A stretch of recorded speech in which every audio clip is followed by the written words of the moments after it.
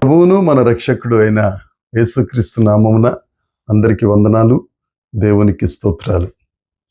సర్వకృపానిధి అయిన దేవుడు, సర్వోన్నతుడైన దేవుడు, సైన్యములకు అధిపతియగు తండ్రి మనల్ని ప్రేమించి మనకు అనుగ్రహించిన ఈ నూతన దినమును బట్టి సమస్త మహిమ, ఘనత, ప్రభావములు యేసయ్య ఒక్కరికే చెల్లునుగాక.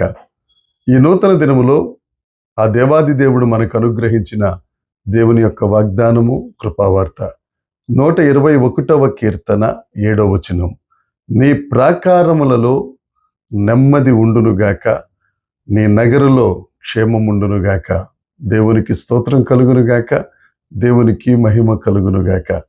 దేవుని యందు అత్యంత ప్రియమైన దేవుని ప్రజలారా, దేవుడు ఈ దినాన్న మనందరితో సూటిగా మాట్లాడుతూ, నేను నీ ప్రాకారాలలో క్షేమాన్ని ఇస్తాను, నీ నగరులలో నెమ్మదిని అనుగ్రహిస్తాను.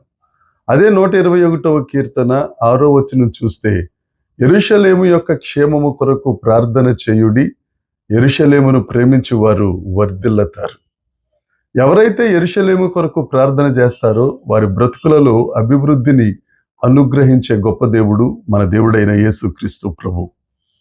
అయితే ఆ దేవుడే చెప్తున్నాడు, నీ ప్రాకారములలో నెమ్మది కలుగునుగాక. మనకు నెమ్మదినిచ్చే గొప్ప దేవుడు ఒక ఆయన ఉన్నారు. మన ప్రాకారాలన్నిటిలో, మన కుటుంబాల్లో, మన సంఘాల్లో, మన సమాజంలో, మనం నివసిస్తున్న ప్రాంతం అంతా మనలను బట్టి, మనం దేవుణ్ణి నమ్ముకోవటాన్ని బట్టి ఆ దేవుడు నిన్ను బట్టి ఆ నగరులో నెమ్మదిని అనుగ్రహిస్తారు. నమ్ము దేవుని ప్రజలారా, అన్నీ ఉంటాయి కానీ నెమ్మది ఉండదు. లెక్క పెట్టుకోలేనంత డబ్బులు ఉంటాయి, బ్యాంకుల్లో ఉంటాయి, ఇంట్లో ఉంటాయి, నెమ్మది ఉండదు. బంగారు ఉంటుంది, వెండి ఉంటుంది, రకరకాల నగలుంటాయి, కానీ నెమ్మది ఉండదు. చాలామంది చెప్పుకునే మాట ఇది, అన్నీ ఉన్నాయండి, నెమ్మది మాత్రం లేదు. తమిళనాడులో చాలా ప్రఖ్యాతిగాంచిన ఒక హీరో గారు, ఆయన చెప్పే స్టేట్మెంట్ ఏంటంటే, నాకు అన్నీ ఉన్నాయి, నెమ్మది తప్ప. గొప్ప దేవుడైన యేసయ్య నీకు నాకు వాగ్దానం చేస్తూ ఈ దినాన్ని చెప్తున్నారు, నీ ప్రాకారాలన్నిటిలో నెమ్మది, నీ నగరులో క్షేమం. క్షేమం లేక ఎంతమంది మాట్లాడుతున్నారండి, ఎంతమంది చెల్లాచెదరైపోతున్నారు. ఆ క్షేమం అనేది ఏదో కొనుక్కొచ్చుకునేది కాదు. నెమ్మదిచ్చినా క్షేమం ఇచ్చినా దేవుడే మనకు దయచేయాలి. ఆ దేవుడు మనకు వాగ్దానం చేస్తున్నారు, నేను నీకు నెమ్మదినిస్తాను, నీకు క్షేమాన్ని ఇస్తాను, నేను వర్ధిల్లింప చేస్తాను, నీకు అభివృద్ధి కలుగజేస్తాను. అభివృద్ధులన్నిటిలో ముఖ్యమైన అభివృద్ధి ఆత్మాభివృద్ధి. పరిశుద్ధుడైన యోహాను గారు అంటారు కదా, నా కుమారుడా ఆత్మలో వర్ధిల్లుచున్న ప్రకారం అన్ని విషయాల్లో అభివృద్ధి. మనం ఆత్మలో వర్ధిల్లాలి. ఆత్మలో వర్ధిల్లాలి అని అంటే వాక్యం చదవాలి, ప్రార్థన చెయ్యాలి, ఆ దేవుని సన్నిధి చేరాలి, ఆ దేవునితో సహవాసం చేయాలి. తప్పక ఆయన నీ ప్రాకారాల్లో నెమ్మదిస్తారు. ఎక్కడ నెమ్మది కోల్పోయావో, ఏ పరిస్థితిని బట్టి నెమ్మది చేజార్చుకున్నావో, దైవజనాంగమా, యేసయ్య మీతోనే మాట్లాడుతున్నారు. పోగొట్టుకున్న నెమ్మది గురించి విచారించవలసిన అవసరం లేదు. దావీదు గారు అంటారు కదా, కృపాక్షేమం మన వెనకాల వస్తాయి.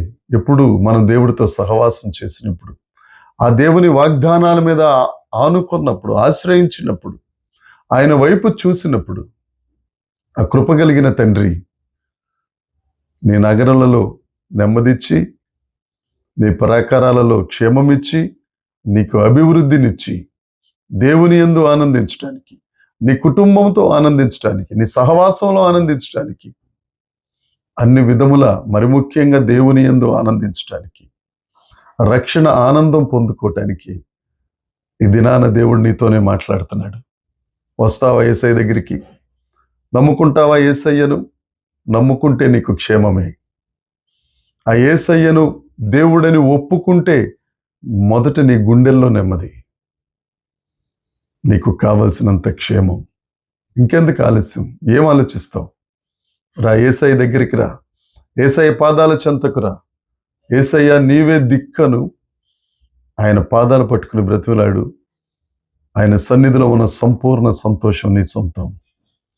దేవుడు ఈ వాగ్దానం ఈ దినాన్న మనందరి జీవితములలో నెరవేర్చునుగాక.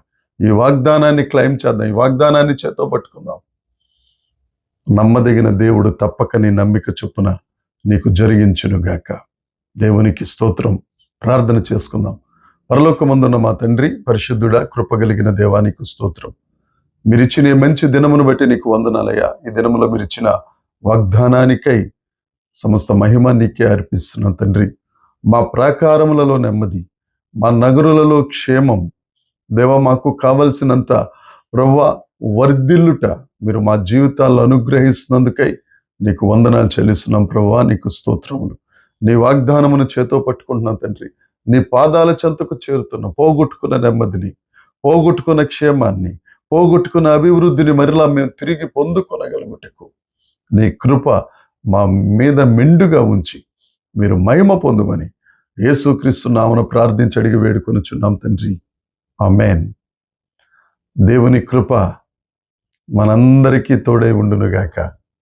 ఆమేన్, ఆమేన్, ఆమేన్.